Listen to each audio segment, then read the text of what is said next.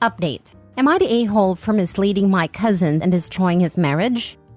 Original post. There's some really weird drama in my family, and I feel like I'm going insane. So here's the background. My family is a little unusual. There are 3 adults and 2 children. The adults are me, my wife, and another woman best described as my wife's platonic life partner, and also my very dear friend. I'll call the partner Sally. Sally has lived with us for 20 years. The kids call her Ma. We live in a 4-bedroom house, and Sally and the kids each have their own bedrooms. Sally is aromantic and asexual. She and my wife love each other very much, but platonically. Sally is like a sister to me. I cannot overstate how incredibly platonic her relationships with both of us have always been. We're all very happy together. I've been super glad we have her since we had kids. Parenting is so much easier when you have a numbers advantage. My cousin Dave has been married to his wife Mary for something like 15 years.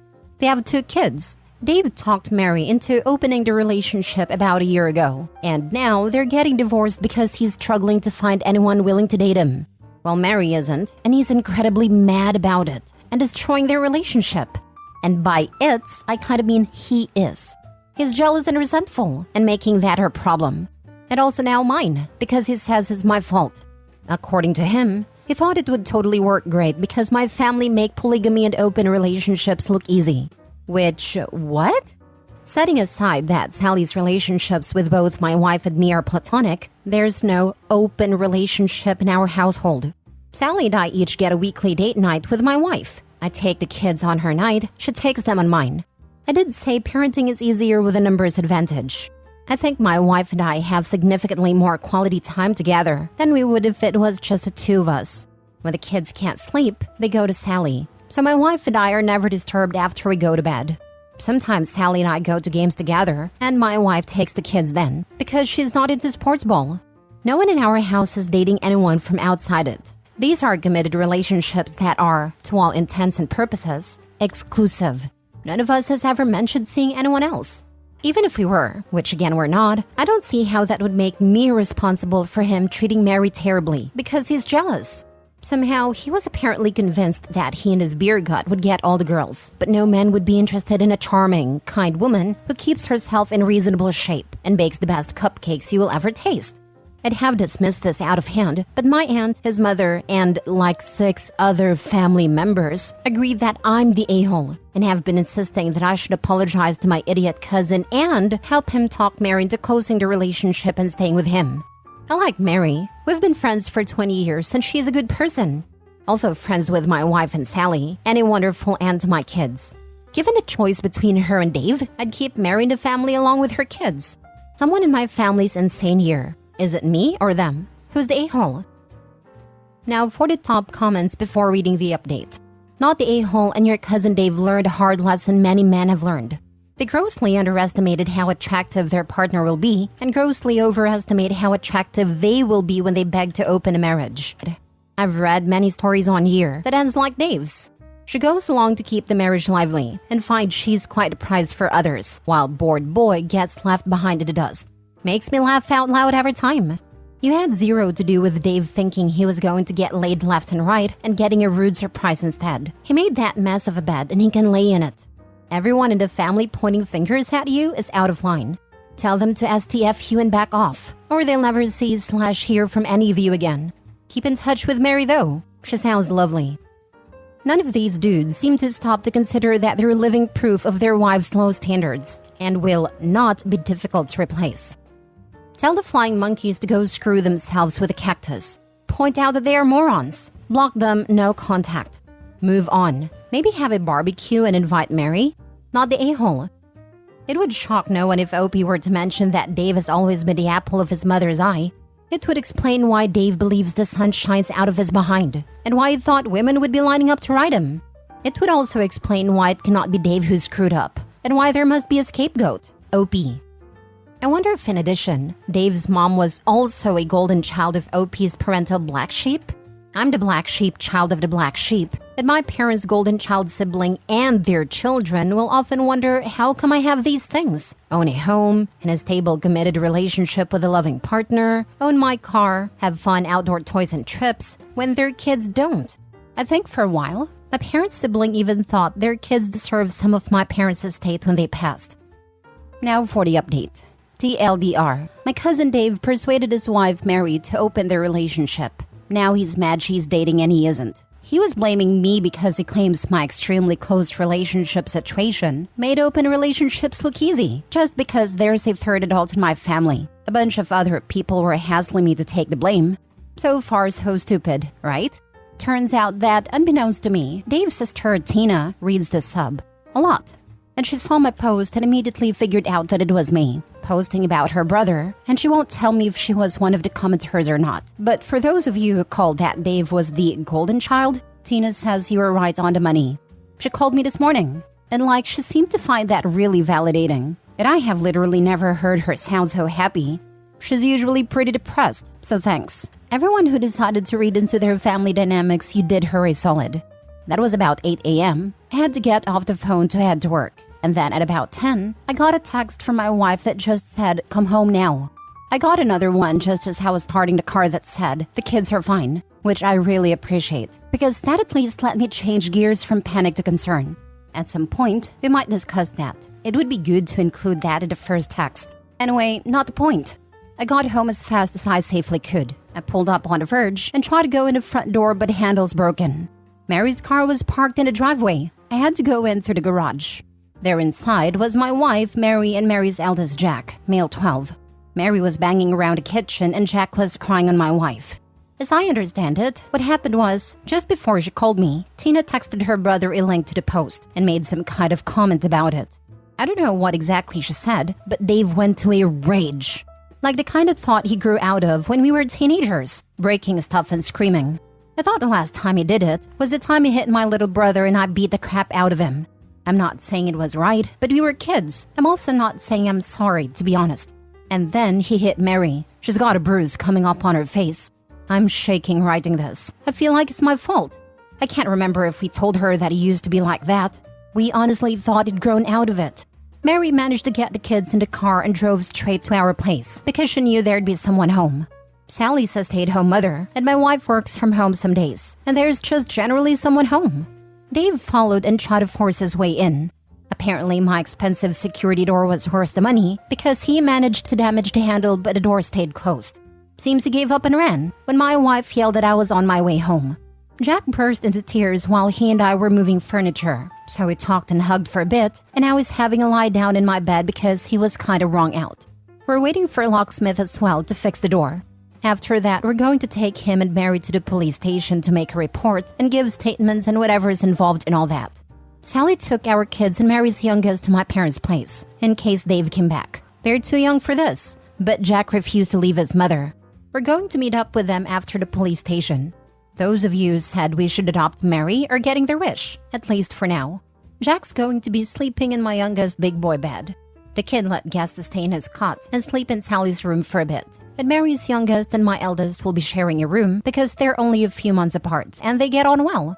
Mary's sleeping in our couch until we get all this figured out. My youngest will probably think this is the best day ever. He hates his big boy bed and is going to get a reprieve from the transition. Plus, he gets to share a room with his ma, and there'll be cupcakes in the house because Mary's trust bakes, and our kitchen counter will be covered in cupcakes.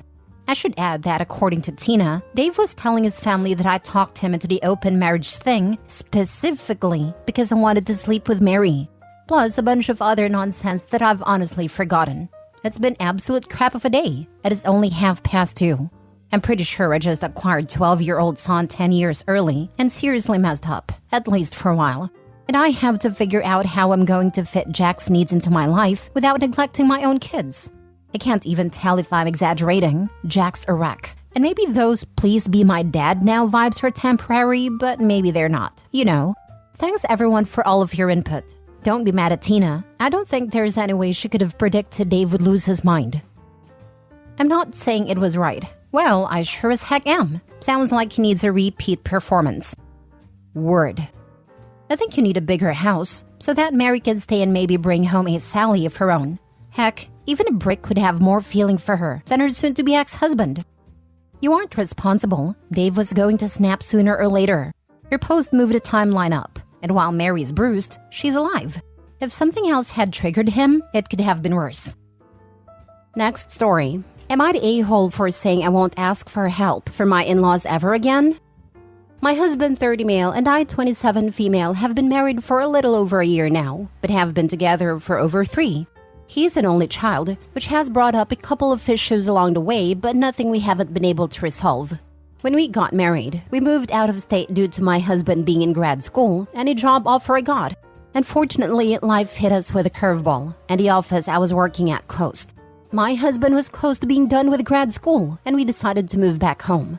My in-laws volunteered to help us with the move back, driving the truck, packing, all of it. They are retired and have the time, so we figured we'd take the help. They stayed with us for close to 2 weeks where we paid for everything.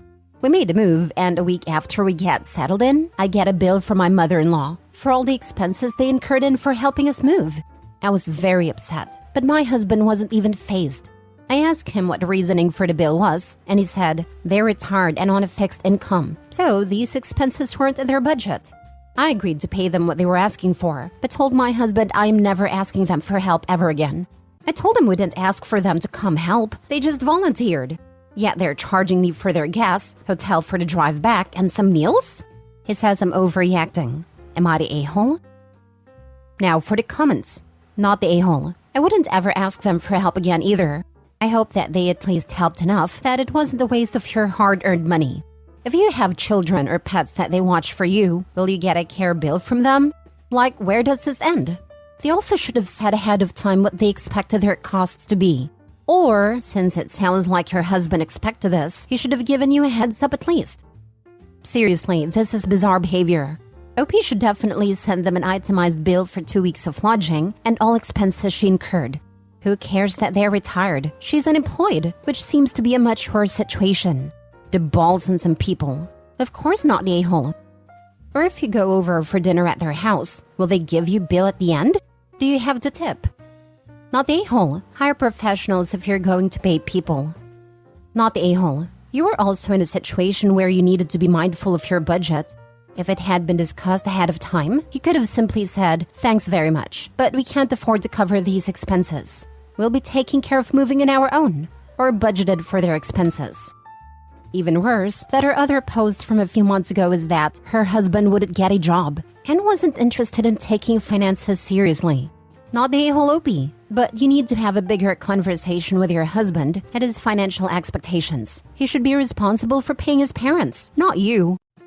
Not the a-hole. As someone that unfortunately had in-laws like this once before, please understand that this is exactly how they will continue to behave for the rest of the relationship together. It will not end here, and this isn't the only situation they will find a way to tally expenses and bill you for. Think very carefully about this, and if you want this for the rest of your life, a serious talk needs to be had about it. And I really don't see how your husband doesn't think this is absolutely absurd. It's something you should come together with on him as well. I'm now divorced from that situation, but holy crap, it was an absolute nightmare. Last story. Am I the a-hole for not letting my sister use my address to send her kids to school here?